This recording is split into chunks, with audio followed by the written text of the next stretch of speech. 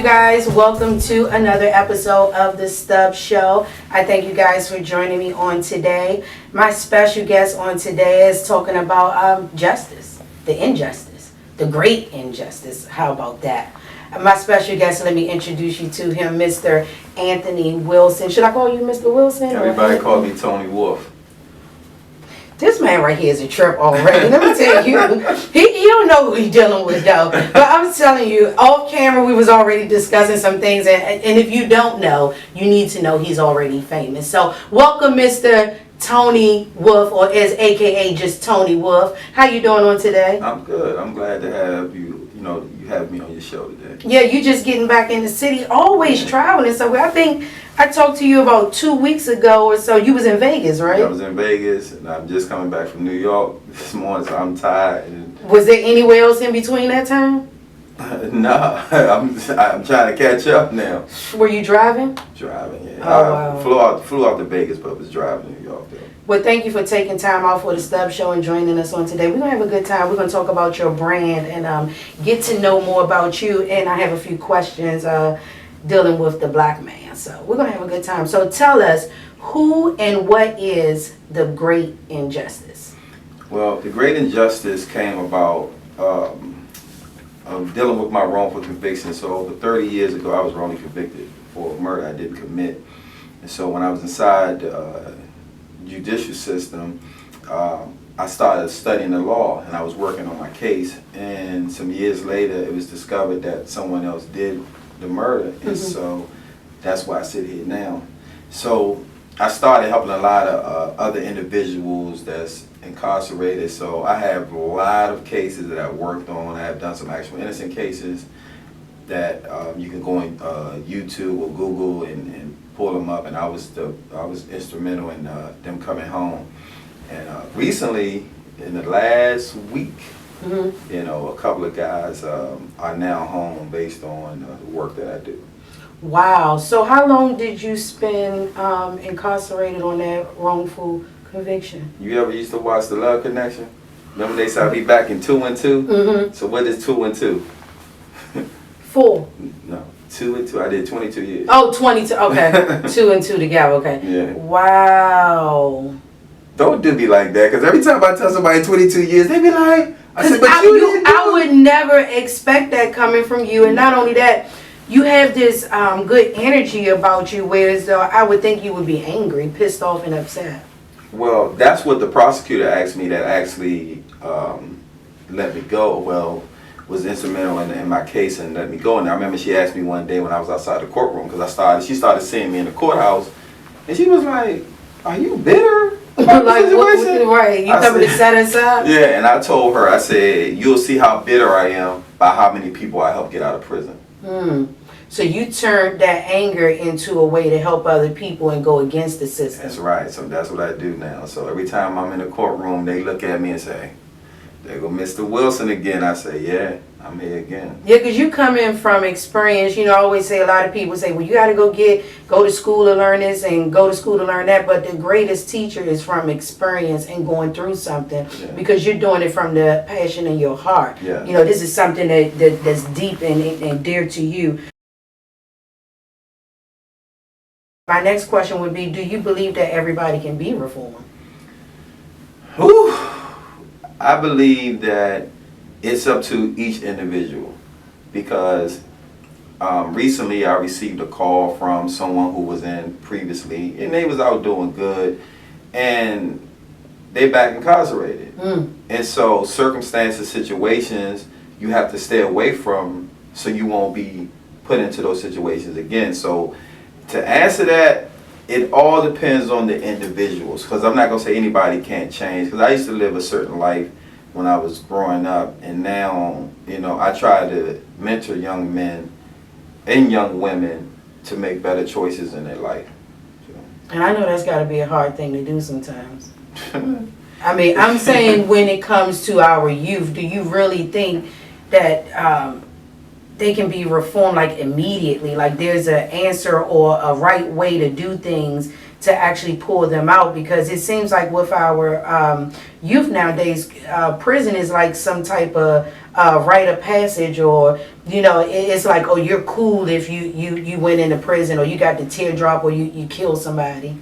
So what I learned from that by dealing with the youth I deal with is always about acceptance, being a part of something. That's why they got gangs. So when I was growing up, I never drank, I never smoked, never got high a day in my life. But when I was growing up, all my friends, who we are still friends to this day, smoked weed, drank the Thunderbird, the Cisco and all that. And they always tell me, they said, man, you ain't never do nothing. And so I teach my youth, be leaders, be trendsetters, not followers. Because I could have been one of those individuals who was succumbed to peer pressure. But I wasn't. So that's why all of them come to me, because I used to always say to myself, why do everybody call me for advice and stuff? And then the Creator said, because I set you apart from all of them. So that's who I am, who I am today. So. Which also rings back into why you're not angry about that wrongful conviction, because so many people would just, I don't know if I could deal with that without being angry. It's because your spirit knows what your job is. Yes. It's like you had to go through that to get to this. Yes. So to explain that part, when I was finally released, it was a woman who would come into the prison system and preach to people, and so she heard about me. I never met the woman, but she reached out to me and said, "Your name Tony Wolf?" I was like, "Yes." She said, "Can you come to my church and speak?" I was like, "About what?" Right. I just came home. I was like, "About what?" I'm trying to get my life back on track. And she was like, "I just want you to tell the congregation about your story." So I was like, "All right." So I'm sitting in the congregation waiting to come speak. Didn't know what I was going to talk about. The Spirit gave me the 3 P's.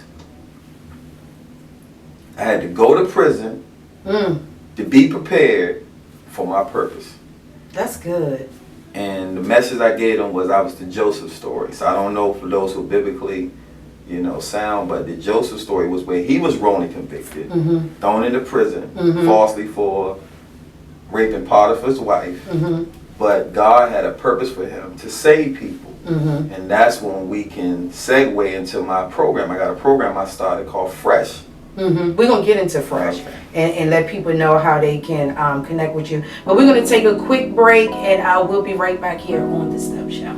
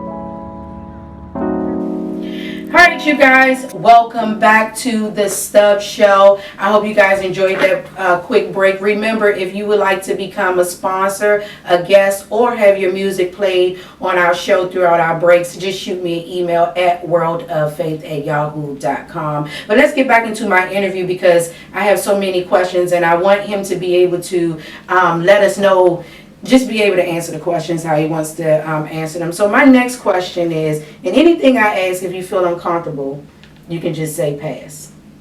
I don't ever feel uncomfortable. I knew he was going to say something like that, so that's why I said that. So as a black man in America, what would you say is one of the biggest injustices that's up against the black man? Incarceration of the black man. And the reason I say that, okay, so I play basketball. Okay. All right. And I play with a lot of young guys, probably 16. Can you handle it? Do I? They need help. I play ball. My son gave you the look in the background, like what? Yeah, I got video. I get video. Okay, you got the receipts, y'all. I got receipts. I get video.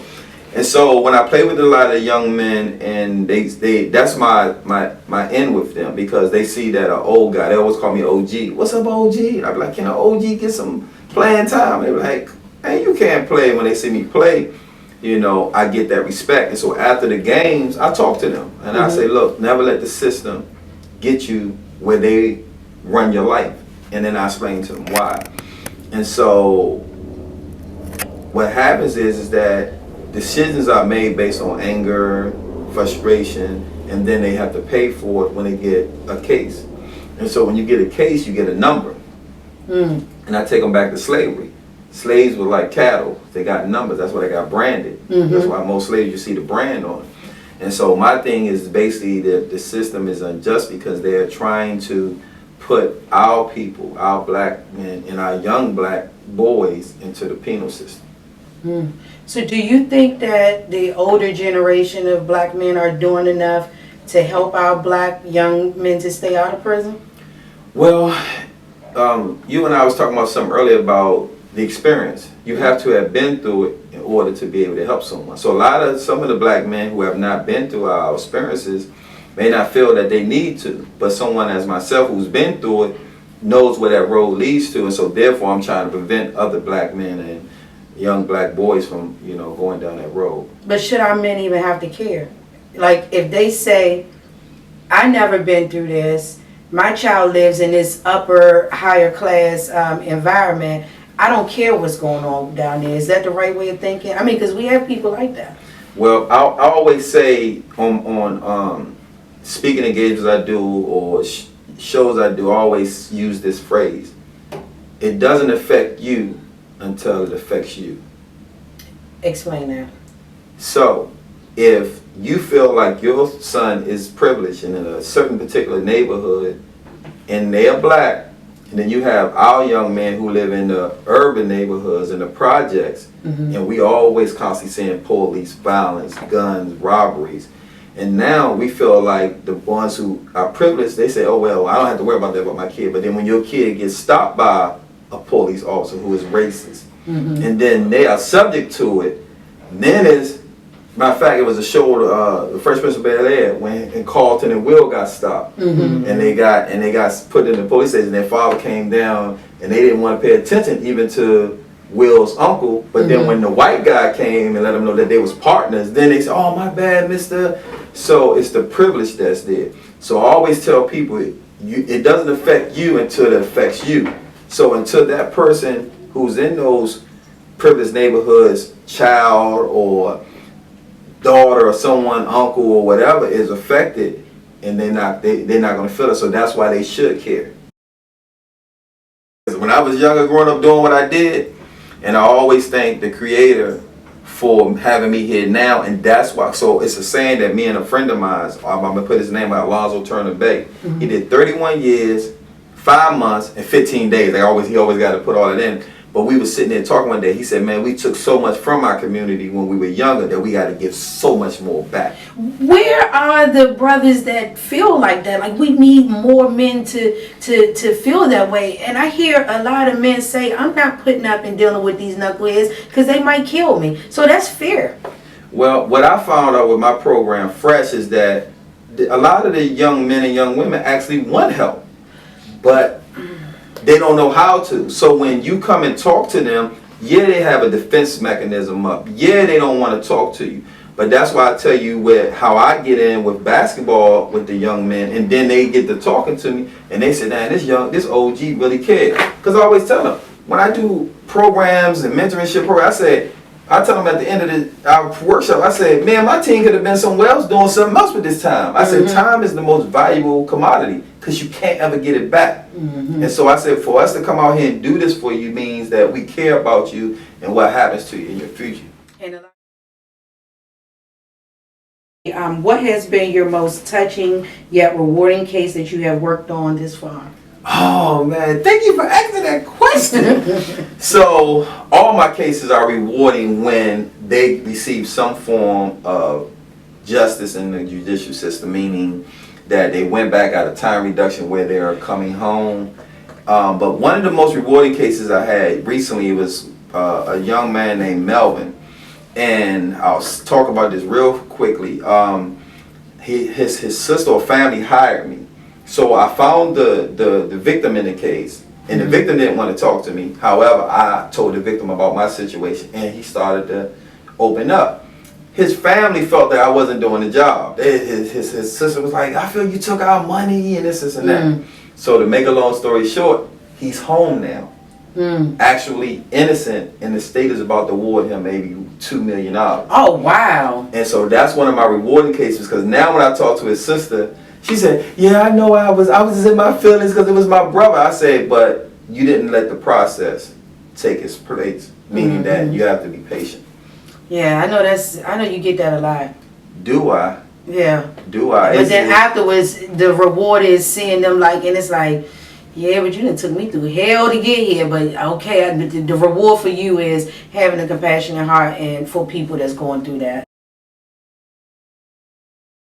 Before we go to this break, make sure you guys check out Henry Mask. I know some people taking off their masks, but guess what? I'm keeping mine on when I'm out in public. I'm not having that. Go to henrymask.com, and check them out on Instagram.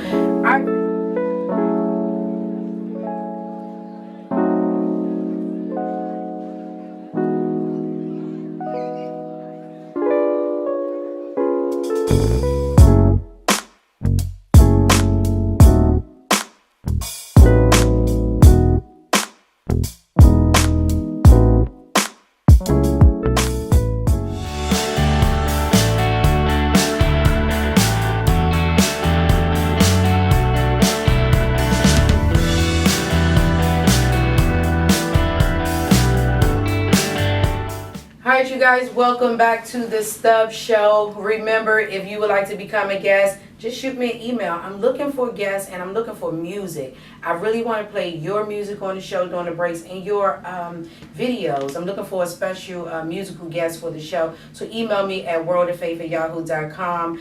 So let's get into the bread of who this guy is and how you can really connect with him. So Mr. Wilson, Tony Wolf. Yes, Tony Wolf. Everybody knows me by Tony Wolf. Tony Wolf, Big Bad Wolf. Let us know about the Fresh program and what that is. What does the acronym stand for? It stands for Fully Restoring Every Son's Hope. And our motto comes from Romans 12:2. Be not conformed to this world, but be renewed by the transforming of your mind. Again, when I came home, I was pulling up to gas stations to get gas, 7-Eleven to go get some mint, and I saw these little young guys coming to me saying, hey, you got $1? And I was like... Panhandling at a young age. Yeah, I'm saying, when I was younger, I'm from Northeast, so when I was young, I was at HB Corridor. We used to collect aluminum cans, we used to go help the old ladies at the Safeway. Cut some grass. Cut the grass, and so this is what I did. I went to the Dollar Tree and I brought all the squeezy bottles, all the little squirt bottles and squeezies. Put Windex in the bottles, and every time one of those little young men would ask me for $1 or some money, I'd go in the back of my truck and say, "This how you make your money." Yeah, teach them. Teach them, and so that's where Fresh came from, and then the Spirit gave me Fresh. It has to be hope, fully restoring every son's hope. So all those people I saw was like they was hopeless. And so that's where the Fresh program derived from. Man, that's good, because when you see them, we were talking about judging throughout the break with my son, and you kind of do judge them naturally by saying, well, look at them, or, Dad, that's a shame, but you never know if it can be your child. So a program like this is needed, because they did something like this in Baltimore. With the guys that was up there calling is that what the window? They call like the wind boys, yeah. Oh yeah, where they went and did that. So tell us what does the Fresh program do? So the Fresh program, when we first started, our thing was to change the way the young men and women thought. So it was strictly for men. But then I had a lot of women saying, "What about the young girls?" So then we incorporated young ladies inside of the program. And so I always say that stop complaining about the problem and be a solution to the problem. And so me and my team got together. So Fresh started with me going around talking to youth programs, and then another gentleman saw what I was doing and he wanted to be a part. He's no longer with us, and so then I had to go back doing everything myself. But then the universe worked itself out where everybody that was saying I was doing, the right people came in and started to help out. And so that's how my team came together. And so I had to put them out. Got Curtis Austin, assistant director, James Hick, program director, Alonzo Turner Bay, public relations. We have Jennifer Martin, she's the fundraising director. So all those people came in based on seeing what I do, right? With them coming aboard with the team, our team became much stronger. I appreciate they're still here to this day. So Fresh was basically giving them anger management, conflict resolution, so they get into issues, how to resolve it without it becoming violent or confrontational. We dealt with gender identification. We dealt with bullying. We dealt with roadblocks and closures. We dealt with gang initiation. So what our program was doing was basically trying to steer them from making decisions that would affect them in the long run. And then send them to prison. Prison. How do you deal with that child? Do you ever have that situation where you walk up and the child is so violent and aggressive where you just say, I can't do this? No, because me coming from where I came from, and you asked the question earlier, do you believe anyone? Everyone could be reformed. So, but this is what I did establish within the program. We're only going to put our energy into those who want to be helped. So we'll go, when those who come into our program, we'll ask them, do you want help? And they'll say yes or no. If they say yes, then our energy is where they at. And we start there, and then we put them where they want to be or where they need to be. But if somebody says, I don't need you, this and that, okay, we here when you need us. Okay. So we'll never say, man, we ain't dealing with them. We say, when you need us, we here. So what I learned is that the youth have to be receptive. Yeah, because sometimes you may start helping someone and then they turn into, I'm done with this, I can't take no more F y'all to get out my face. But then you have to have that patience to come back. It's almost like the parent that says, well, they don't call me, or she don't call me, he don't call me, so I'm not going to keep chasing them. And I always say, you the parent, though, you should chase. So how can people get in contact with you? Well, they can get in contact with us by going to our website, fullyrestoringeverySonsHope.com. That's FULLYRESTORINGEVERYSonsHope.com, or they can reach us at 240-938-2166. All right, so before I let you go, my last question is, since the show is all about faith, what keeps you going and where do you pull your faith from during your hard times? All right, so my favorite verse out of the whole entire Bible is Proverbs 3, 5, and 6. Okay, what is that? Trust in the Lord thy God with all your heart.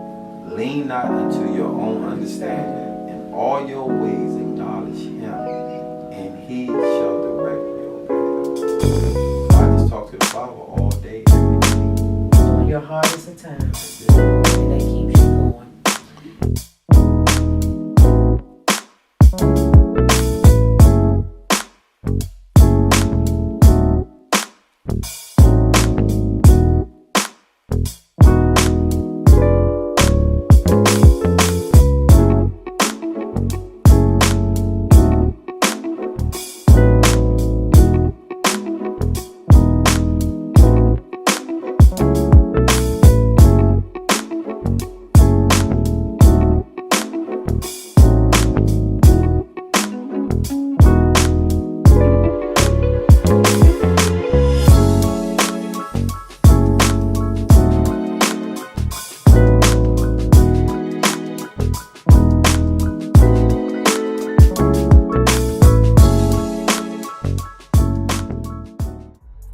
Welcome back, you guys. Thank you for joining me for another episode of the Stubbs Show. Special shout out to my special guest for today, Mr. Tony Wolf. Make sure you guys check him out on Facebook under and at The Great Injustice. We got to support people like him who are actually out here doing the groundwork to keep the children out of prison, to save a life, and to keep our babies from being on those rest in peace t-shirts. There's so much going on out here in this world. We all got to step up, support, or do something. So I thank you guys for joining me for another episode. My goal here on the Stubbs Show is to bring you resources, to educate you, to let you hear a testimony, and to encourage you to take a leap of faith and do better in your life.